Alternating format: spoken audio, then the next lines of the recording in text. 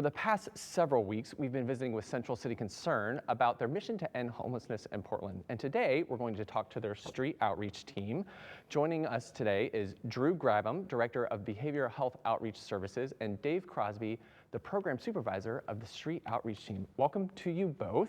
Thanks for having us. Drew, I want to talk with you to start with. Tell us about your background and how long you've been connected with Central City Concern. Sure.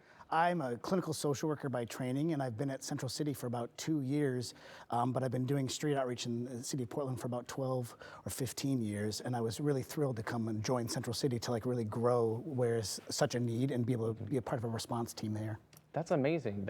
Love the experience. Good to know that you want to use that here. And how about you, Dave? What's your relationship with Central City Concern? I've been at Central City Concern now for about 2 years, and just doing a lot of clinical work and then outreach work as well. What specifically attracted you guys to Central City? The organization really felt that it matched my personal values of really wanting to be caring and meeting people where they're at and trying to be a part of a community solution. And so it just felt like the perfect match for where I wanted to be. For me, I know that there's just a really big need for social work in general in the city of Portland right now. And I kind of just fell into the position and fell into the company, and it made sense, yeah. Yeah, that does make sense. So we wanted to talk with you guys about the street outreach team. Can you just give us an overview of what that does? Yeah, so our street outreach team, we are a team of 7 people. We have an amazing team. Every single person on the team is an amazing hard worker with our hearts in helping others. And so what we do is we primarily go to homeless camps and provide outreach services. That can be anything from potentially a tiny home if we get the referral, to survival gear, to medical needs, and again, just kind of meeting them where they're at to try to support them in getting connected to the services that they need.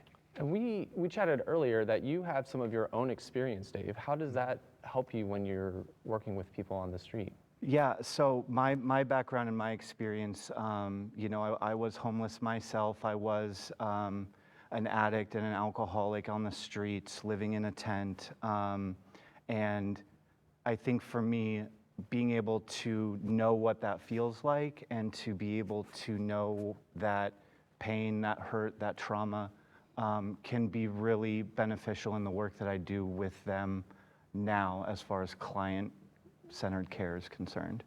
That I can imagine how impactful that is to people when you can identify with them. And Drew, I know that there have been changes with how you guys serve the people on the street as well. Can you tell us what those are?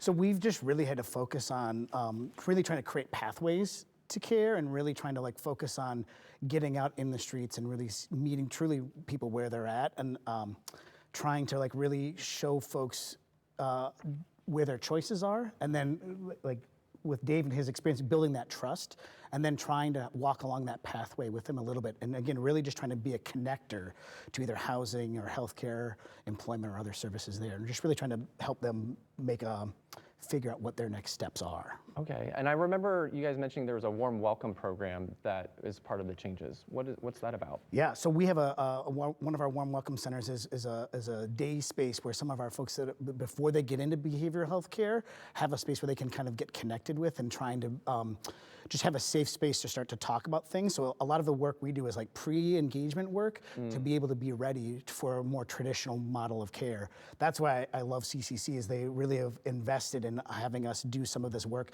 to really help people when they walk in our doors be really ready for it, and having the place where we walk them into being ready to welcome them into services. I know there's so much to talk about this, but I did want to ask one more thing real quick. I know that you guys, that street outreach is needed now more than ever. Can you explain why that might be? It shows there's just a lot of connection that needs to happen with people on the streets right now. There's a lot of barriers that need to be removed for people to be successful. And there's a lot of wraparound services and gaps of service that don't exist but need to. Well, there's so much that Central City Concern does. If people want to find out more or donate, how can they do that? They can go to our website, which is centralcityconcern.org/donate, and find ways to offer some financial support there.